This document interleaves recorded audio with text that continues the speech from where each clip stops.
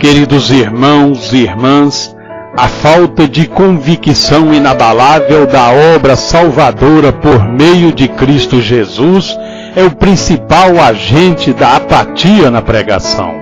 Sem a firmeza do Evangelho, não há como se pregar com confiança sua mensagem. Muitos apregoam um sistema religioso com a presunção de estar pregando o Evangelho, mas somente a segurança da ressurreição de Cristo, bem como da nossa ressurreição com Cristo, pode assegurar uma pregação legítima do Evangelho autêntico. Devemos deixar os nossos maus momentos na cruz e também os momentos ruins dos nossos irmãos que chegam até nós. Devemos amá-los. Se amarmos a Deus, amamos os nossos irmãos. Como podemos nos chegar diante de Deus e pedir perdão se nós não perdoamos os nossos irmãos? Coisas do passado sempre são trazidas ao presente. Como alguns têm boa memória para os erros dos irmãos e péssima memória para a mudança dos seus irmãos. Pare de se prender nos erros do passado. Olhe para o verde que pode brotar no coração do seu irmão. Assim como ressuscitou com Cristo e é nova criatura também o seu irmão, é em Cristo e com Cristo uma nova criatura. Abandone seus pecados antes que eles contaminem totalmente você. Que abramos o nosso coração para ouvir o que Jesus vem nos dizer neste dia de hoje. Quem vos fala é seu irmão Luiz Cláudio, e a palavra que quero compartilhar com cada um de vocês, ela se encontra no livro do Evangelho de João, no capítulo 20, do versículo 1 ao 8. A ressurreição de Jesus. No primeiro dia da semana, Maria Madalena foi ao sepulcro de madrugada, sendo ainda escuro, e viu que a pedra fora removida do sepulcro. Correu, pois, e foi ter com Simão Pedro e o outro discípulo a quem Jesus amava, e disse-lhes: Tiraram do sepulcro o Senhor, e não sabemos onde o puseram. Saíram então Pedro e o outro discípulo e foram ao sepulcro. Corriam os dois juntos, mas o outro discípulo correu mais ligeiro do que Pedro e chegou primeiro ao sepulcro. E abaixando-se, viu os panos de linho ali deixados, todavia não entrou. Chegou, pois, Simão Pedro, que o seguia, e entrou no sepulcro e viu os panos de linho ali deixados, e que o lenço que estivera sobre a cabeça de Jesus não estava com os panos, mas enrolado num lugar à parte. Então entrou também o outro discípulo, que chegara primeiro ao sepulcro, e viu e creu. Palavra da salvação. Amados irmãos e irmãs, São João Evangelista, ou apóstolo João, foi um dos 12 apóstolos de Jesus e, além do Evangelho, também escreveu 3 epístolas, 1, 2 e 3, e o livro do Apocalipse. João seria o mais novo dos 12 discípulos. Tinha provavelmente cerca de 24 anos de existência, a altura do seu chamado por Jesus. Consta que seria solteiro e vivia com seus pais em Betsaida. Era pescador de profissão. Consertava as redes de pesca. Trabalhava junto com seu irmão Tiago e em provável sociedade com André e Pedro. As heranças deixadas nos escritos de João demonstram uma personalidade extraordinária. De acordo com as descrições, ele seria imaginativo nas suas comparações, pensativo e introspectivo em suas dissertações e pouco falador como discípulo. É notório seu amadurecimento na fé através da evolução da sua escrita. Segundo os registros do Novo Testamento, João foi o apóstolo que seguiu com Jesus na noite em que ele foi preso. O apóstolo foi corajoso a ponto de acompanhar o seu mestre até a morte na cruz. Em seu evangelho, encontramos 6 cenas em que aparece um discípulo anônimo. Algumas vezes, ele é caracterizado como discípulo amado, ou como o discípulo a quem Jesus amava. Assim se dá no encontro com Jesus. Primeiro, junto a João Batista. Em segundo, na última ceia. Em terceiro, na condução de Jesus preso ao pátio do sumo sacerdote. Em quarto, junto à cruz com Maria. E em quinto, nesta narrativa de hoje, do encontro do túmulo vazio. E em sexto, na pesca milagrosa com o ressuscitado no mar da Galileia. A tradição identificou-o com João, irmão de Tiago, cujo nome não aparece neste evangelho, e que seria o seu próprio autor.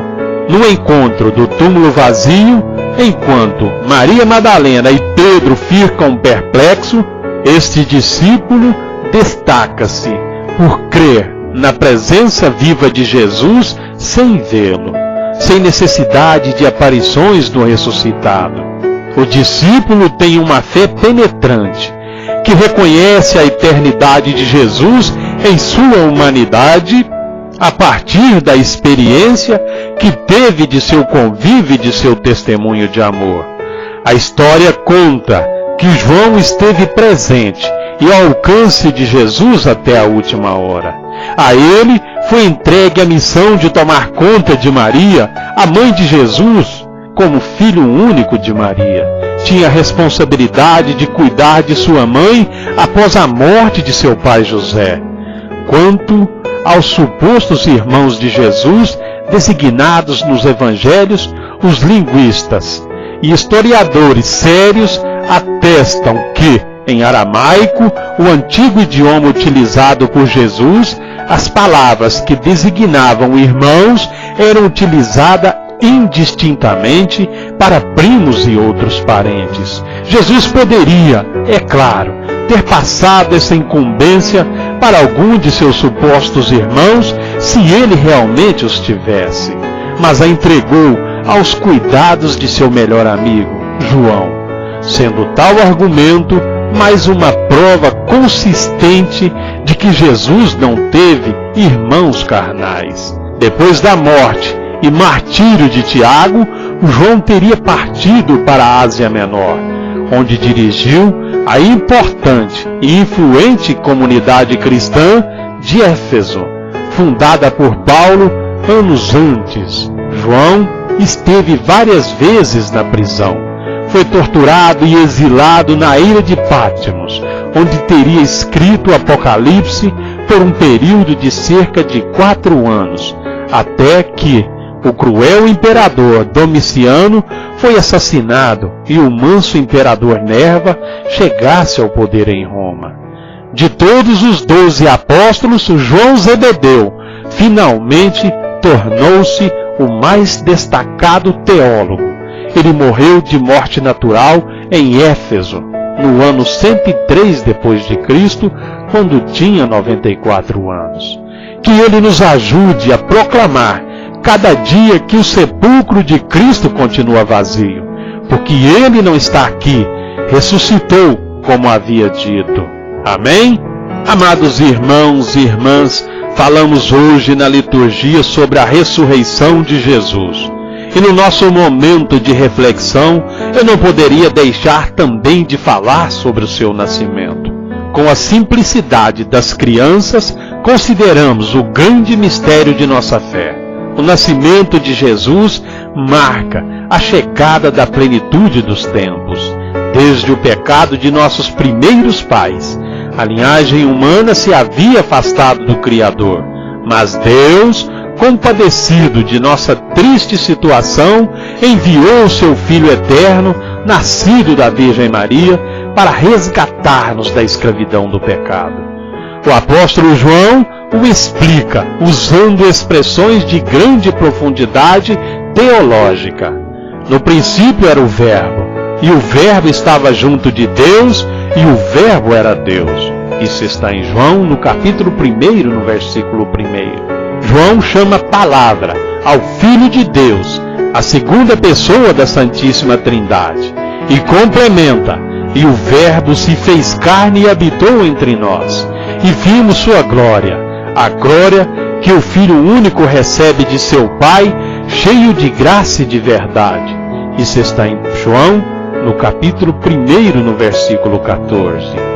Isto é o que celebramos hoje, por isso fazemos a festa, maravilhados, e contemplamos Jesus acabado de nascer. É um recém-nascido e, ao mesmo tempo, Deus onipotente, sem deixar de ser Deus. Agora é também um de nós. Veio à terra para devolver-nos a condição de filhos de Deus. Mas é necessário que cada um acolha em seu interior a salvação que Ele nos oferece, tal como explica São João. Mas a todos aqueles que o receberam, aos que creem no seu nome, deu-lhes o poder de se tornarem filhos de Deus. Isso está em João, no capítulo 1, no versículo 12. Filhos de Deus, ficamos admirados antes este mistério inefável. O Filho de Deus se fez filho do homem para fazer aos homens filhos de Deus. Acolhamos Jesus, busquemos, somente neles encontraremos a salvação. A verdadeira solução para os nossos problemas, só Ele dá o último sentido da vida e das contrariedades e da dor. Por isso, hoje lhes proponho, vamos ler mais o Evangelho, vamos meditá-lo, vamos procurar viver mais verdadeiramente de acordo com os ensinamentos de Jesus. Ele é Filho de Deus que veio a nós. E então veremos como será a verdade que, entre todos, faremos um mundo melhor. Amém? À medida que eu ensino, eu também aprendo. À medida que eu evangelizo, eu também sou evangelizado. Que o Senhor te abençoe e te guarde. Que o Senhor faça resplandecer a luz do seu rosto sobre ti e tenha misericórdia de ti. Que o Senhor sobre ti levante o seu rosto e te dê a paz. E todo aquele que crê, diga amém. Que Deus, nosso Pai, venha sobre todos nós em mais esse dia de hoje e que nos abençoe a todos. Fiquem todos nas graças do nosso Deus. Que assim seja. Amém.